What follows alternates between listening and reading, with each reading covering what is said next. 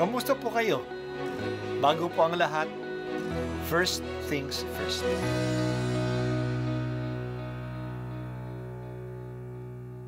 Good morning po. Sinisimulan po natin ngayon ang first things first. At dito po, tinatalakay natin sa unang bahagi ng umaga natin ay ang first readings na binabasa po sa banal na misa. Ito pong tinatalakay natin kasi madalas po kasi marami na tayong alam tungkol sa gospel readings. Pero konti po ang nagsasalita sa first readings. Pero ang first readings, bahagi din po yan ng Biblia, ng banal na kasulatan. Kaya susubaybayan po natin ang mga first readings, basahin po natin at kuminsan kailangan ng basahin ng 2 o 3 beses bago maintindihan kasi hindi po tayo familiar sa mga istorya at sa mga kaisipan na tinatalakay dito. Ang pagbasa mula sa aklat ng Deuteronomio. Nagsalita si Moises sa mga tao, "Ngayon mga Israelita, upang mabuhay kayo ng matagal at makarating sa lupaing ibinigay sa inyo ng Panginoon, unawain ninyong mabuti at sundin ang tuntuning itinuro ko sa inyo. Ngayon nga'y itinuro ko sa inyo ang tuntuning ito upang sundin. Unawain ninyo ito at sunding mabuti. Sa gayon, makikita ng ibang bansa ang inyong karunungan at lawak ng pangunawa. Sa gayon, hindi nila mapipigilang sabihin ng ganito, ang bansang ito'y matalino at may malawak na pagkaunawa. Sinong Diyos ng ibang bansa ang handang tumulong anumang oras liban sa Panginoon?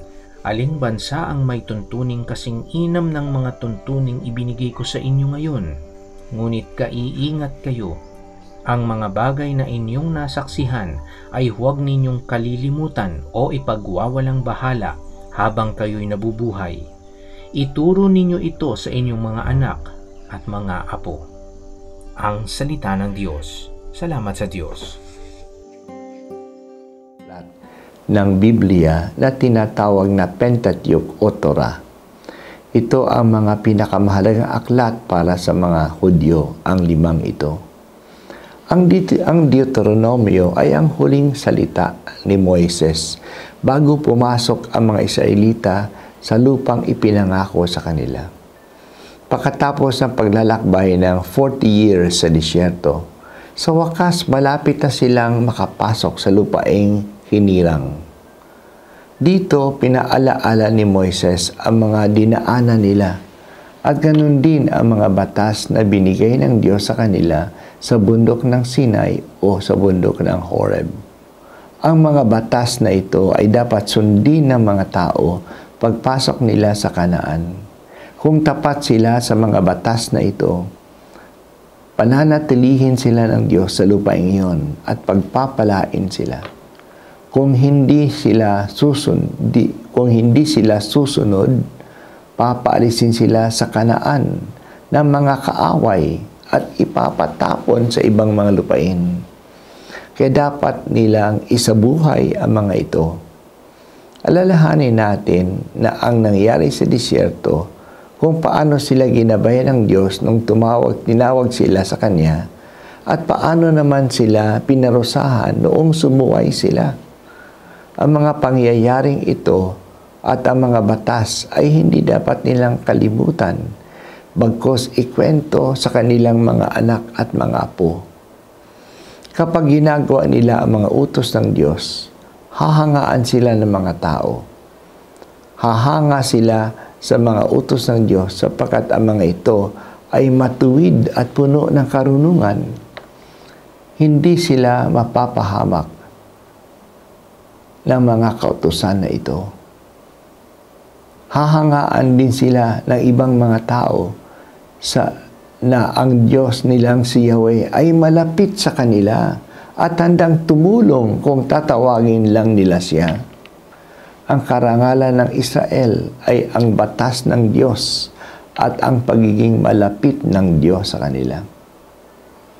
Sinulat ni Baruch, "Happy are we, O Israel, for we know what is pleasing to God."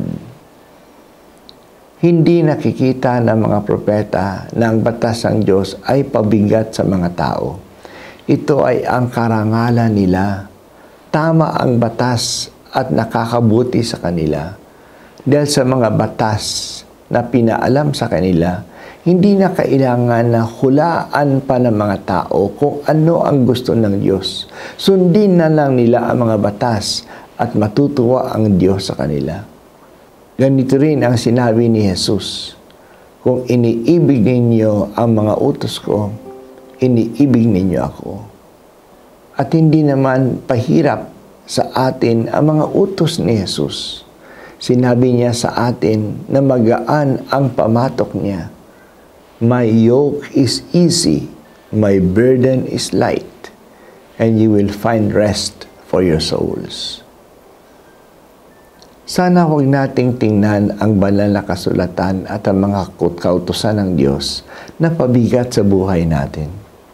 Ang mga ito ay dapat ikasiya natin. Matuwa tayo na mahal tayo ng Diyos, kaya nagsasabi siya sa atin at ginagabayan tayo sa wastong landas sa buhay. Ang kanyang mga batas ay ang karangalan natin. Pinatutunayan na sa loob ng 2,000 taon, na mabuti ang kanyang landas. Maraming mga tao na nagtaya na kanilang buhay sa salita ng Diyos at naabot nila ang pagkakontento sa buhay na ito at buhay na walang hanggan sa kabilang buhay. Pupurihin ko ang Diyos sapagkat siya ay mabuti. Malapit siya sa akin at ginagabayan niya ako sa liwanag ng kanyang salita.